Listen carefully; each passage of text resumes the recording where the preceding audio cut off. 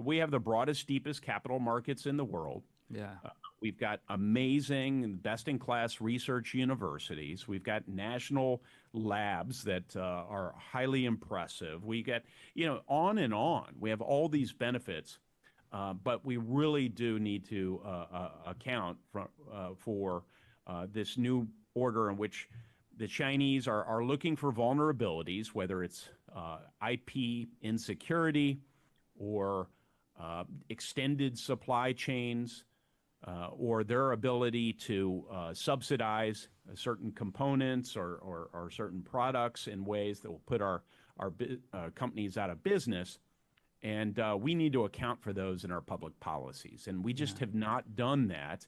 Yeah. And believe it or not, that could allow us to be outclassed in some of these national security relevant technologies. But we aim to avoid that situation. Yeah. I think that we're neck and neck in terms of kind of the state of our technology versus theirs. The difference is that they are spending a lot of resources to take the lead, and they're doing so obviously in the private sector, but in the public sector. I mean, they've invested something like $16 billion last year in quantum alone. We are at like $4 billion in the U.S. in public spend on this particular issue. And so with that kind of spending, with that type of investment, we can't, just sit idly by and let them race past us. What I can gather talking to people in the quantum sector is our workforce. We just don't have enough talent. For every 3 jobs in this particular field, we can only fill 1 of them. And for the other kind of high-tech jobs in this field, many of them are immigrants. And our immigration system is really screwed up right now to the point where it's, unfortunately, it's basically causing uncertainty. It's causing researchers and others to question whether America should be the place where they do their research. And we can't afford to have that. We got to attract and retain the very best talent from around the world in this field, as well as others. I think there are some people who are still clinging to this idea that just free trade in and of itself is an unmitigated good, right? Or is it unmitigated good? And that what I think that it fails to recognize the degree to which China has weaponized its status mercantilist economic model against us. Indeed. With a number of unfair trade and economic practices, intellectual property theft, a sustained campaign of industrial espionage associated with that. Also, obviously, the whole range of subsidies that are given to companies, that result in overproduction, overcapacity, dumping on the international market, deliberate efforts to gain control of critical supply chains and to use that control for coercive purposes. Yeah. The forced transfer of intellectual property and technology to gain access to their market under the promise, of sustained access to the Chinese market. Hey, how's that working out? Yeah.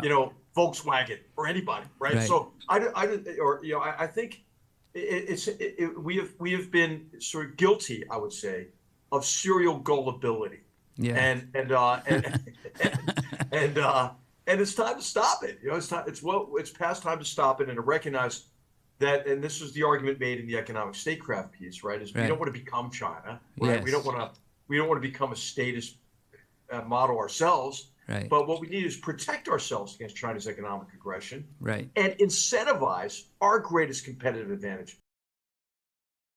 You've got this blurring of the lines between economics, trade, and rule of law. And this mentions kind of where does the public sector start and end relative to the private sector. But my travels, and I go all over the world all the time, everything to Mexico, to India, to Japan, to China. A lot of the discussion gets, China, U.S. It's much broader than that.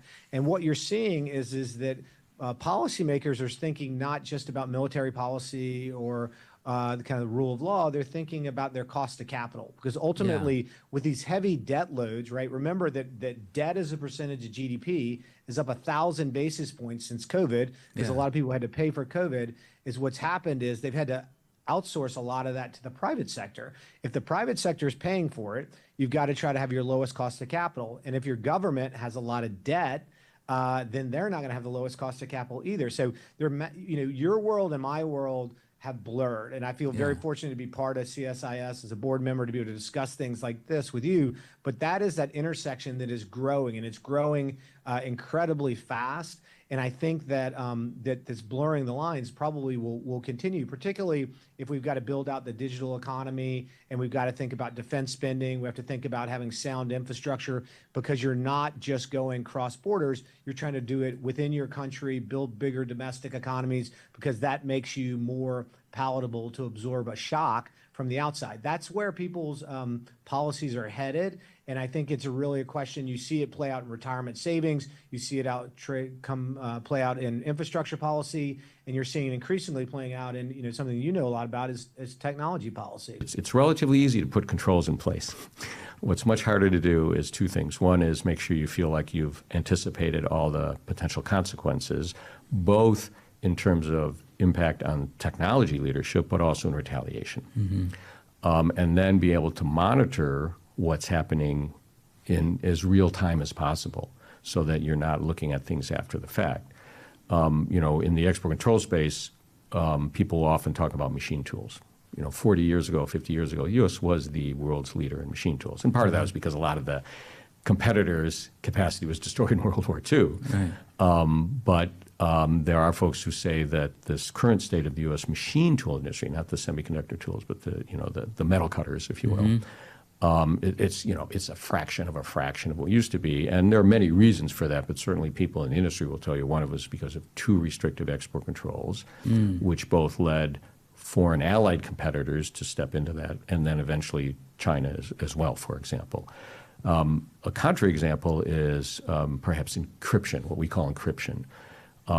30 years ago, it was a U.S. munitions item, restricted, needed a license worldwide. And folks had the foresight in the Clinton administration to realize this was going to be a huge commercial market and technology. And then they engineered the transfer of that jurisdiction from an export control viewpoint from state to commerce with, hopefully the appropriate restrictions.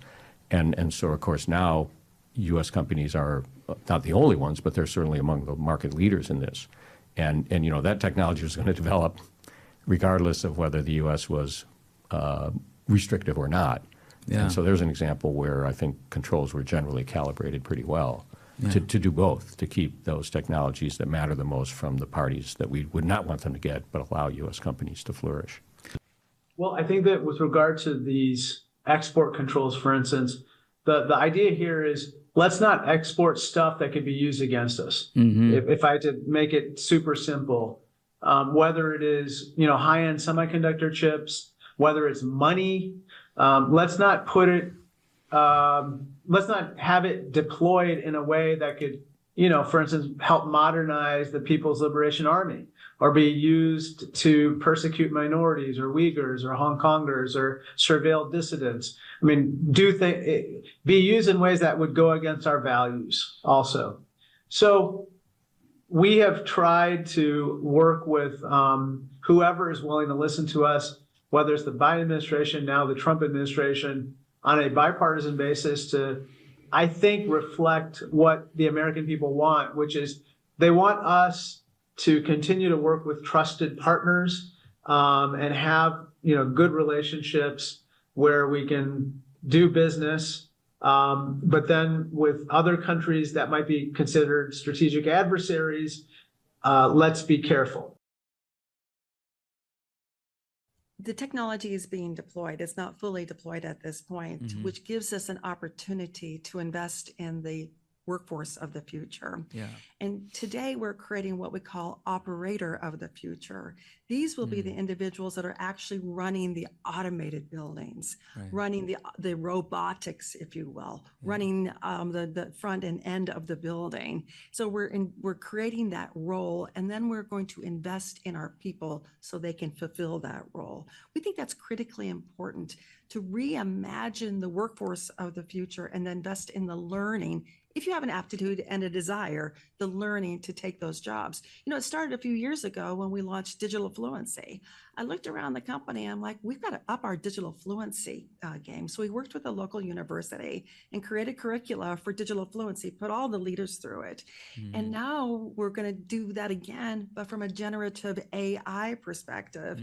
And there'll be four series of classes here, 100, 200, 300, 400, as we increase everyone's fluency as it relates to generative AI.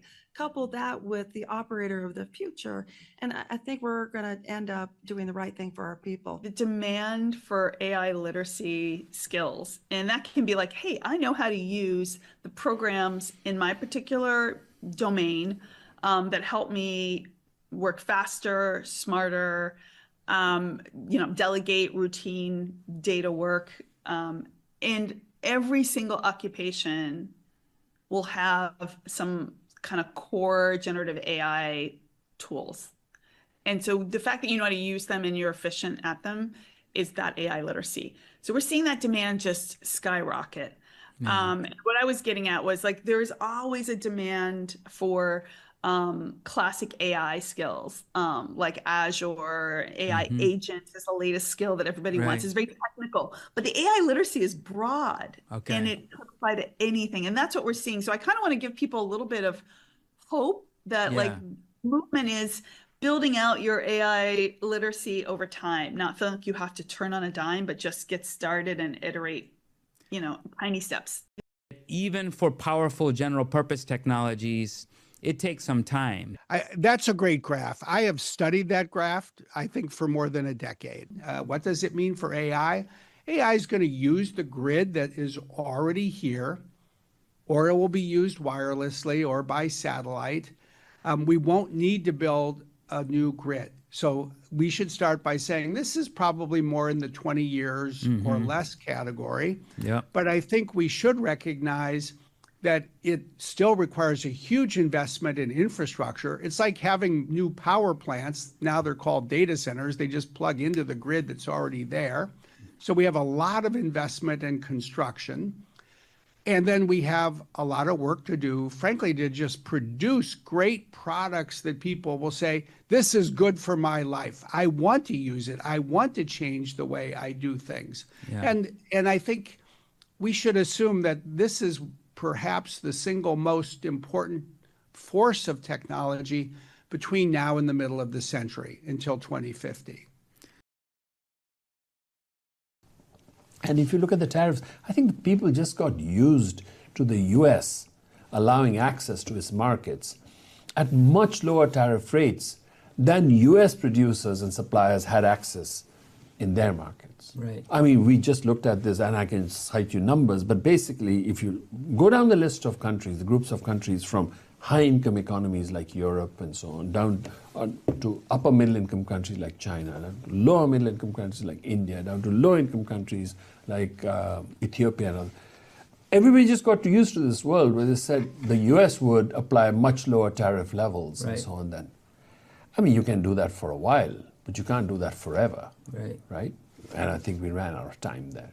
So that's the second part. And I think that was the WTO's job, to call it out and so on. And then if what it really did require was not so much the WTO calling it out, but changing its rules. Because once a country has, let's say, for example, it has 40% of the world's manufacturing output, it should not be considered a developing economy for that reason. When would it be considered developing? It gets to 100, Of course, at that point. So at that point, a country has to have not a definition that it gives itself, that it's a developing economy, but a definition that is a multilaterally agreed one, which says this is the category where you are, and as a result of it, these are the kind of additional tariffs, et cetera, you can have. You can imagine the trade deficit non-existing, and we have imbalanced trade with China, but we're supplying timber, coal, other raw materials, and they're sending to us electronics, manufactured goods of high value. The trade deficit could be zero, but that's a horrible situation for the U.S. to find itself in. Equivalent to that joke from the I think it was a Bush administration, potato chips, computer chips, what's the difference? There's a hell of a difference in terms of where your economy is headed and what your capacity is. And the person that said that now disowns the comment because they realize in hindsight it wasn't smart. But we need to be thinking about how do we use trade to improve our technology position relative to China and our economic prosperity relative to China. And our trading partners can have a big role in doing that. If we seal ourselves off, we're not going to be achieving that. We have tremendous strengths within our country, but you're not going to benefit from all the brain power, ideas, capital, and prosperity we get from trading with allies and partners.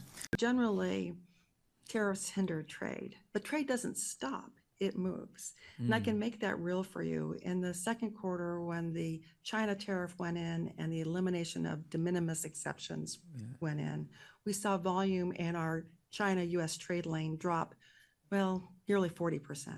Yeah. But our China rest of the world trade lane increased. In the second quarter alone, we made over 100 operational changes to follow where trade was moving. It meant changes not only in China to the rest of the world, but changes in Europe, changes in India, changes in the US. You've got to be extraordinarily agile to serve your customers as things are moving. Yeah. It wasn't just about moving your flights or your freight. It's also thinking about how to process the goods coming into the United States. Yeah. So we were fortunate, maybe it's better to be lucky than good. Several years ago, we invested in our brokerage capabilities. We're the largest broker in the world. And we said, we don't want to have a manual brokerage process. We want to have an automated brokerage process. So we invested in this technology, and now 90% of all the goods that are coming into the US through our network are processed without any human intervention. Mm-hmm. That's not true for many carriers, nor for our government. So this is, we have learnings here that we're happy to share with others, because moving these goods without manual intervention is helpful and important. But it's more complicated than just that. Think about the working capital implications of companies like us who collect the tariffs, remit them to the government before we get paid. So there are all kinds of just interesting dynamics associated with this. But I'm really blessed. We're really blessed because we've invested in this network that allows us to take care of our customers. And our view is, if you put your customers first, everything else is going to take care of itself.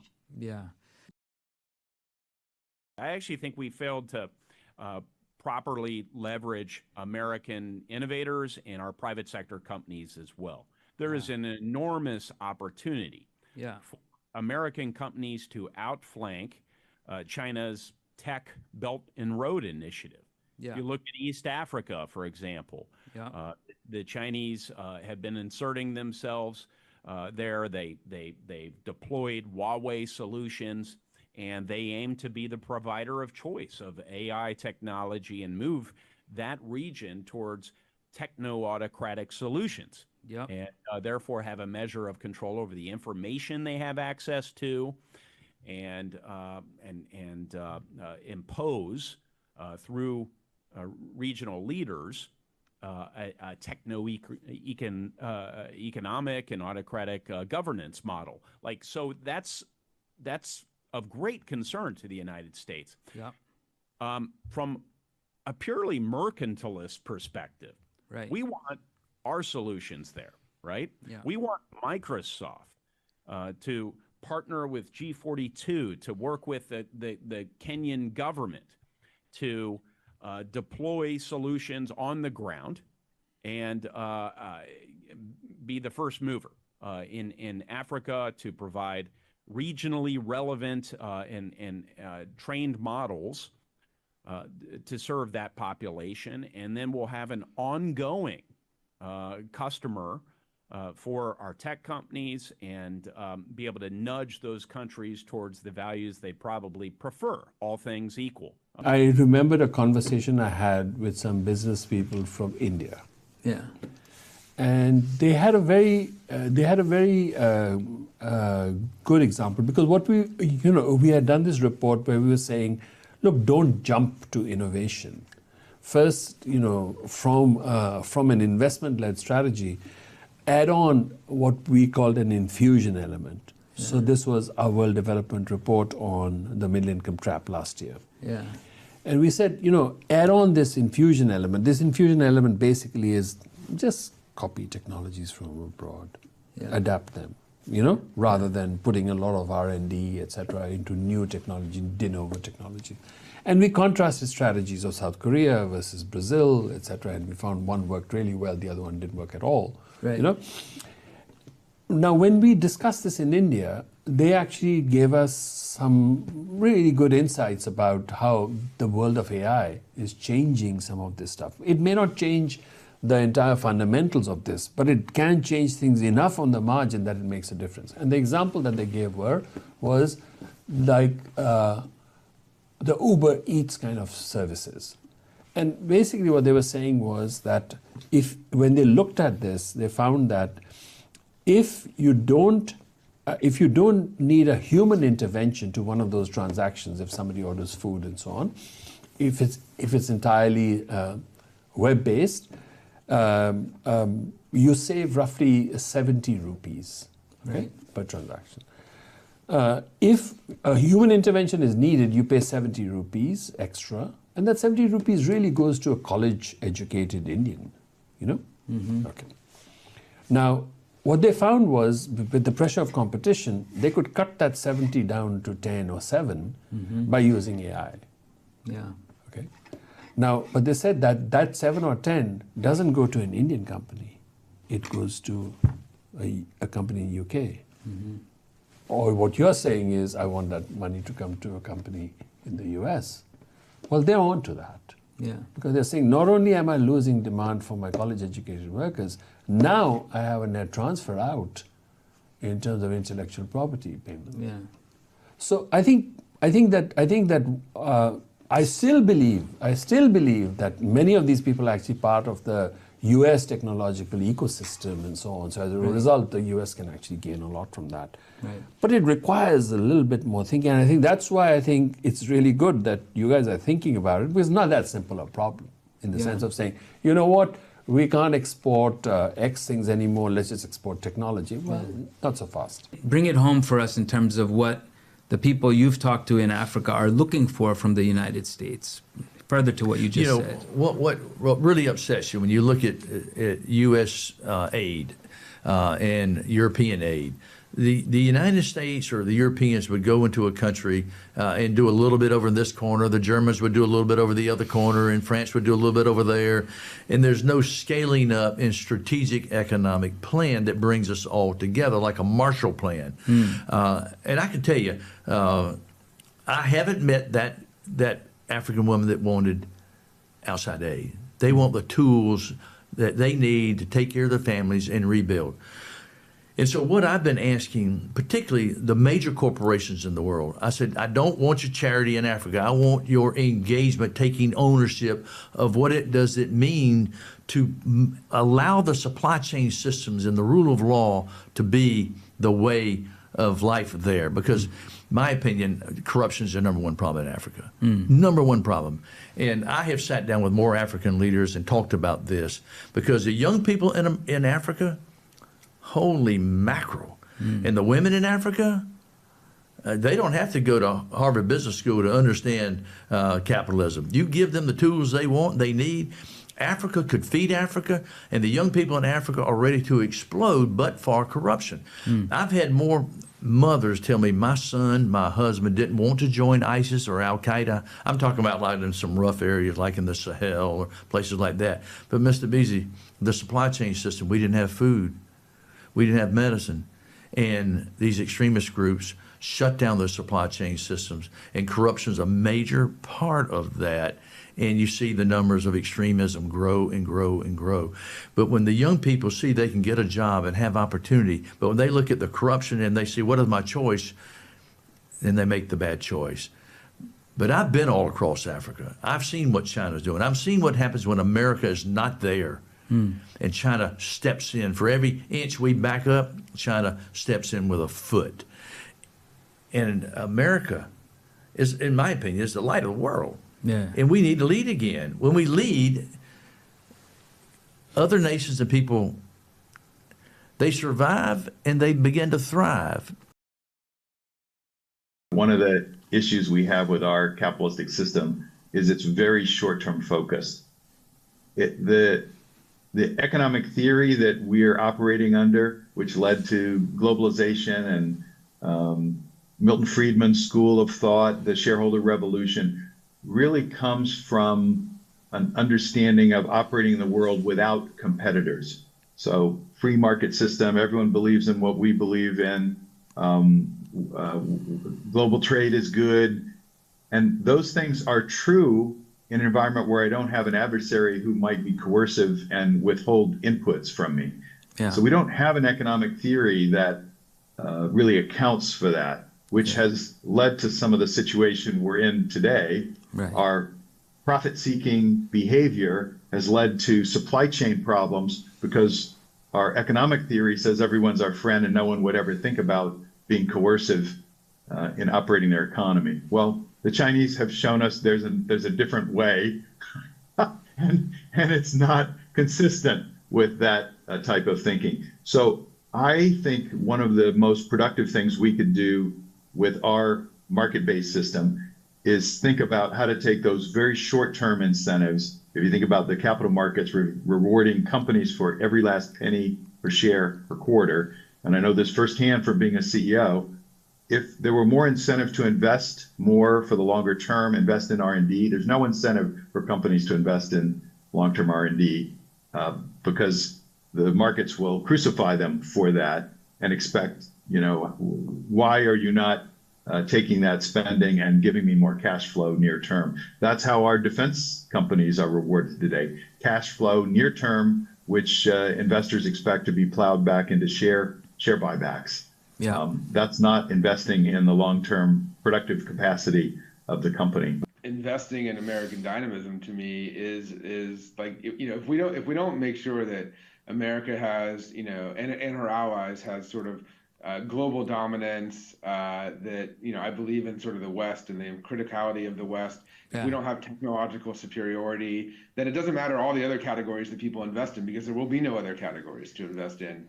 It's that's sort of like a high level answer to that. But of course, we don't think we have to sacrifice returns just to make these investments. In fact, we think the opposite is true. This is where we think that the alpha is, where higher margin outcomes will be created, where larger, these are industries that have not been radically transformed with advanced technology, in some cases for 100 years, right? Yeah. The steelmaking process is not radically different than it's been for a long time. In fact, if you look at construction technology and housing, we build houses today kind of the same way that Jesus did when he carried a hammer. Like it's not that different. Yeah. And there's opportunity to say, well, maybe if we have a housing shortage in this country, maybe there's a better way to build houses with better construction materials, better, material sciences properties on these materials, and better processes for the construction supply chain, from lumber to everything from the sheetrock to everything in between. I think the partnership between public and private, between government and private companies, public companies, can really unlock both of these, where the government can say, here are the things that we really want to happen. Here's the support because this in some ways is a public good. This is highly strategic for the country. Government investment in this area is going to achieve huge dividends and serve everyone. And I think the government can say those things and create these programs and then compete it in the private markets. Yeah. This is what happened with NASA and SpaceX. In 2026, NASA created a program called Commercial Orbital Transportation Services that they put out to bid. They let a number of companies, any company could put in a proposal for that. They ultimately selected SpaceX and one other company to compete and to execute against milestones, and only get funding if the milestones were achieved. So that was a way of creating almost like a government X Prize, saying, if you do this thing of bringing back launch capability, going to the space station, bringing cargo up, we will help support that with government funding, and we will set what that path and vision is, and we will see who can execute on it. And I think that's a great way to do public-private partnerships, where the government says, here's what's important to us, here's what we think is extremely strategic, here's some money. We want to see private money brought alongside that to execute this thing. And we are going to really hold people's feet to the fire. We will have milestones. The funding will not come until you do the thing. And I think that's a great model. It's been proven to be successful, and it's ultimately what took the U.S. from, really third place in the world on launch to now first place by far. So we're going massive vertical integration, and we're taking control of our own supply chain, and we're inventing not just the airplane, but how we make it. And I'm very proud of that. This is an American-made airplane. We're likely to have some suppliers on it from other countries, free countries, America's allies. Yeah. But we're vertically integrating, and we're inventing the next generation of manufacturing here. And the supply chain has really been, I could tell stories about this. The supply chain has really been hollowed out. It's much harder to build things in America. Yeah. And I think that there's a major reason and a minor reason. The minor reason is talent that's been sucked out of the U.S. and moved to Asia. Yeah. That's the relatively easier thing to fix, because we can either relearn, or better yet, we can just invent the next generation of manufacturing. Mm-hmm. The harder thing is back in the policy world, which is we've made it really difficult to build in this country. Yeah. Like, we built a 180,000 square foot manufacturing facility in Greensboro, North Carolina. Yeah. And it took longer to get the building permit than it took to build the factory. Right. We built the factory in 12 months. It was 18 months to get the building permit. And I talked to my CEO friends, and they say, why are you complaining about 18 months? Mine took 5 years. You must have had it good. If we look at places where knowledge economies are just burgeoning, there are some factors that come together in those places typically. And one of them for sure is at least one, if not a set of cooperating, very strong universities. There are other components, of course. You want to see a strong corporate sector, you want to see philanthropic engagement, you want to see venture capital that is effective, and very often, of course, some significant public dollars, government investments that drive, help to drive many of these things. So there's a lot of factors that come together, but I think if you're really looking at a knowledge economy as being how you're positioning yourself competitively, then universities are the places where really talented people, it's their duty to be thinking about the new ideas that will change our understanding. And that, of course, is at the root of having a successful knowledge economy. So it all fits together that way. Let me give you an example of a structural aspect of Caltech that's unusual. When you're a student and you apply as a graduate student to a particular major or option, you have to be admitted in that way. There are the disciplinary constraints. But when you get in, you now can work for any faculty member at Caltech. There's no bureaucracy associated with that. As long as somebody will take you on as their student, you're fine. So research groups here have computer scientists and mechanical engineers and biologists and chemists and physicists all sitting next to each other and working together. We also try to reduce barriers for changing fields. If you've been very successful in one field, the funding structure in the US is relatively conservative, and you wind up being pushed in some ways to continue in those directions. But you may find that there is another problem where your skills can be applied that may even be richer, may lead better results. And so we try to create the environment where we encourage people to make those kinds of shifts. So this is a kind of fearlessness that I think is intrinsic to Caltech's success. But what we are coming towards now is this inflection point, this intersection of really advanced engineering biology tools. You may have heard of CRISPR, along with automation to standardize and accelerate the experimentation process, and artificial intelligence, which of course underlies automation, but can now be used to really probe deeper into biology, which is very complex. It's been hard to direct biology to what we want it to do, and start to streamline that in our understanding of the technology. So let me give you an example of this. We know ChatGPT, right? This has now exploded on our consciousness. We've been able to train foundation models like these large language models on the corpus of information on the internet, text, imagery, and now we can probe ChatGPT and ask questions. Many of us use it in our day-to-day lives. The same thing is happening in biology. So we can train foundation models on biological language, the A's and C's and T's and G's that make up the genetic code, or the images of protein structures, which underlie how they function. And in doing so, scientists can now more exquisitely be able to ask a foundation model, design me a biological system that can perform this function, like a drug function, and accelerate this design, build, test, learn cycle, and really transform biology into an engineering discipline. I think you're saying that the aggregate level of R&D needs to be much higher overall, given the nature of technology innovation across the different technologies we're talking about. And the second thing is that there's probably a question of the type of R&D that's underneath each of these categories. So if I think of user-inspired versus curiosity-inspired R&D, it's probably different in the federal R&D component here versus the business. But tell me a little bit more about this and whether I have this right. Well, Navin, I think you're spot on. So the first point is, right, we should be spending more on basic research, which is really what the government has done, which has declined in the 60s from the 2% level, which you see in kind of the early to mid 1960s, to now 0.6%, where half of that is being spent on health. So think about it, from national security, I went from 2% to 0.03%. Then you're right. We have had a completely laissez-faire approach, or let the market decide what technologies we should be investing in. And we had such a lead relative to the rest of the world that has served us well. The lead is much narrower with China, so we probably could apply more thought to what do we want that basic research, the government spending, to be on. So not only should we be spending more, but let's give a little more thought to what are the critical technologies that we want to advance.